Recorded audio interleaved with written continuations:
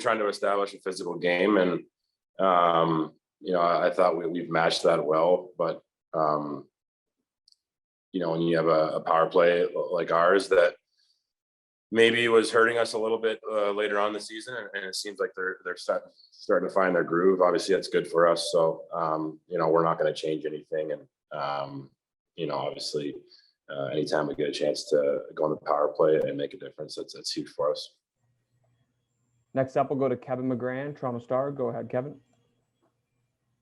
Zach, when you came in the league, I don't want to say how many years ago, you're a highly touted defenseman, a big first-round pick. Now you're playing with Rasmus Sandin, who's, first-round pick for this team and highly touted. How do you think he's handling the playoffs right now?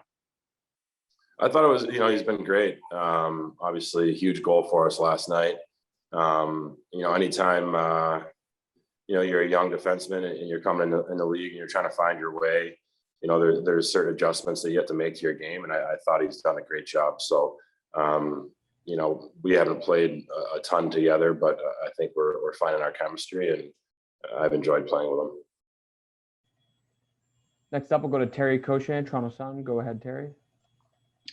Hi, Zach. It's not often we see you deep in the offensive zone. What led to your decision last night on the Spezza goal to get in deep and create that turnover? What did you see?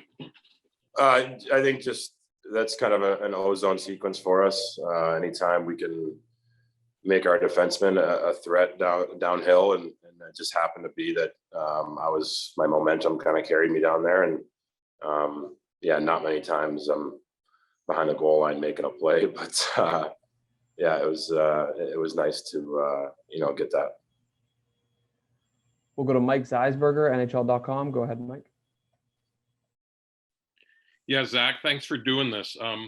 Last year, you were a member of a Stanley Cup team that played pretty much the entire playoffs except for 5 shifts without your captain and one of the leading scorers on the team. Not saying that John Tavares will be out that long, but what did you learn from that experience last year of next man up after playing without such a key cog like Steve Stamkos? Yeah, I think anytime, your leader goes down, it's a reality check, right? Everyone has to step up. Everyone has to do their job.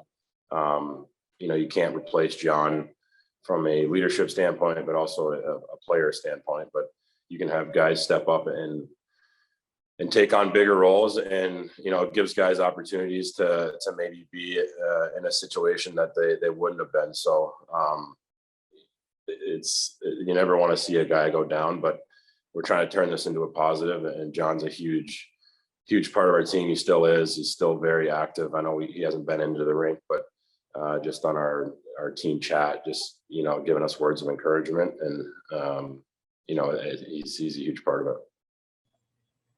Next up, we'll go to Chris Johnston, Sportsnet. Go ahead, Chris. Hey, Zach, I'm just curious, which of your teammates do you think stepped up last night? I think everyone did. I thought we were just, way more engaged in the first period. Obviously, with John's injury to start game one, that shook us, quite a bit. But, I thought they scored first last night, and we responded right away. And, that's not something that, I thought we did in game one. So, I think everyone played well. I thought all 4 lines, all 60, and, Soupy played great for us. So I think just as a group, we were more engaged. It was nice to just get that first game out of the way. And, I thought we went to work last night. Next up, we'll go to Joshua Cloak, The Athletic. Go ahead, Josh. Hey, Zach. Alex Kerfoot has kind of taken on a newfound role as a penalty killer. As someone who's also on the penalty kill, what impresses you about the way that he's killed penalties, especially these last 2 games? He's an extremely smart player. Anytime, you're out there a man down, you have to make certain reads, and he does that very well. He adjusts very well to speed coming at him. And as a defenseman, reading off him, his decisions in the neutral zone, he makes it easy on us. So extremely smart player. He's a good skater. For maybe a lack of size, he battles and competes very, very hard. And, that's encouraging. And just as a completely different follow-up, what's your family's reaction been to your mullet? My son has one. My wife cut it into a mullet the same day I got mine. So I guess we're mullet buddies. Mitch has one as well, and a couple guys have one. So it's been fun to rock it the last few weeks. We'll go back to Mark Masters, TSN. Go ahead, Mark. Zach, what's it mean to the group? Everyone's obviously engaged, but when Auston is kind of almost leading the charge, it feels like with his physical play. That's huge.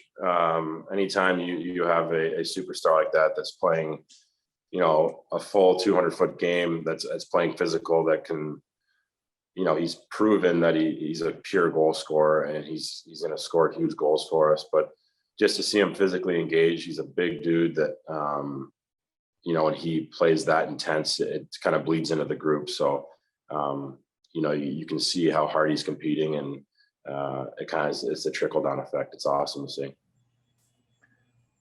All right. I see no more hands. Thanks, Zach. Thanks, guys.